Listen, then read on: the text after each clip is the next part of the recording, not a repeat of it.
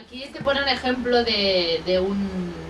es como un cuento, ¿no? Un poco, de un señor que abrió una tienda de pescado fresco y entonces puso un cartel que ponía eso: aquí vendemos pescado fresco.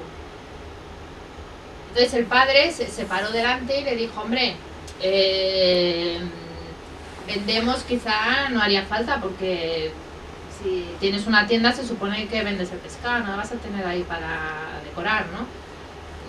Y de alguna manera, si pones el... y bueno, va viendo cada cosa. Si pones el fresco, suena mal, ¿no? Porque claro, es como que a lo mejor la gente no se fía de ti, porque se supone que el pescado es fresco.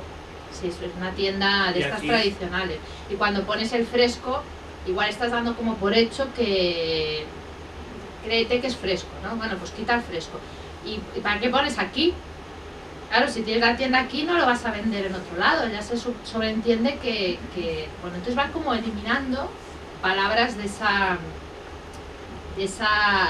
del aquí vendemos pescado fresco, ¿no?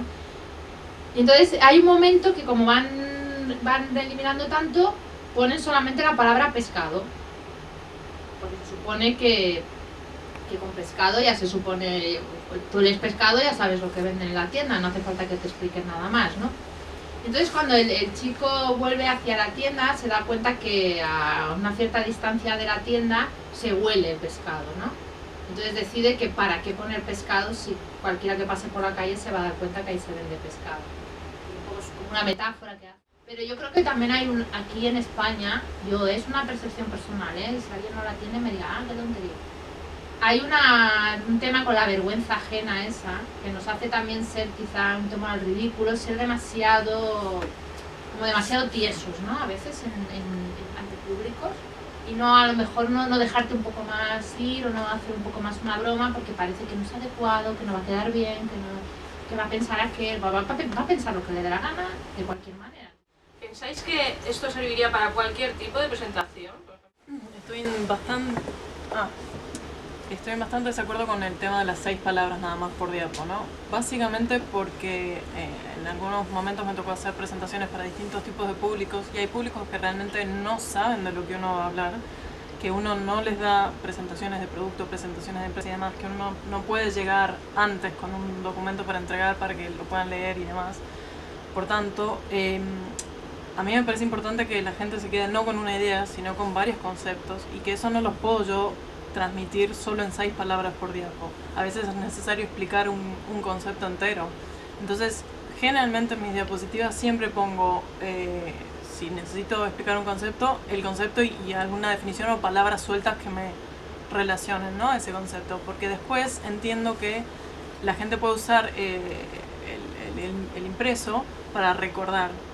Entonces, no lo veo tan útil el hecho de las 6 palabras. Y además porque yo, por ejemplo, no tengo buena memoria, entonces a veces que releo para recordar y con las 6 palabras la verdad que no hago nada. El tema de que el presentador es importante lo entiendo, pero yo además necesito tomar mis notas y necesito que me quede a mí, porque si cada vez que releo tengo que acudir al presentador, bueno, no es posible. Para eso tendrías en la diapositiva tus notas, que son para ti. Lo que es la diapositiva es lo que no tendría que tener mucha información, sino es la que tú tienes que dar a la audiencia, es un poco lo que pero estamos...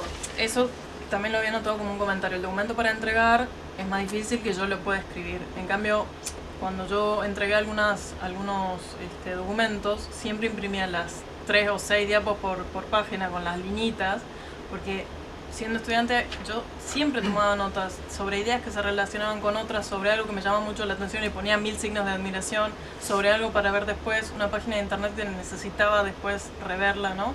Entonces, me parece que algunos conceptos son demasiado tajantes que no son aplicables ni a todo tipo de productos ni a todo tipo de públicos. Estoy de acuerdo, pero claro, no es lo mismo hacer una presentación que dar una clase o dar un curso. Entonces yo creo que a lo mejor también el PowerPoint se está sobreutilizando. A lo mejor lo más esencial que es, pues yo qué sé, que el 70% de los americanos son gordos, ¿no? Pues pongamos un gordo con el 70% fat y ya está. Y entonces esos datos los metes en el informe. Un poco es esta la idea, ¿no? Y seguro que eso impacta más en la audiencia y es más recordado el mensaje que no poner un montón de gráficos con un montón de barras que la gente ya se pierde ahí y se pierde un poco el mensaje esencial. La metáfora es no dar más información de la que ya se entiende. Si tú con una imagen ya estás dando... Si yo te pongo una imagen de un gordo, es que no hace falta ni que ponga fata, que no. Pues un poco la metáfora... Tampoco entiendo tanta preparación. No, pero es que para llegar a una presentación así es más difícil, ¿eh?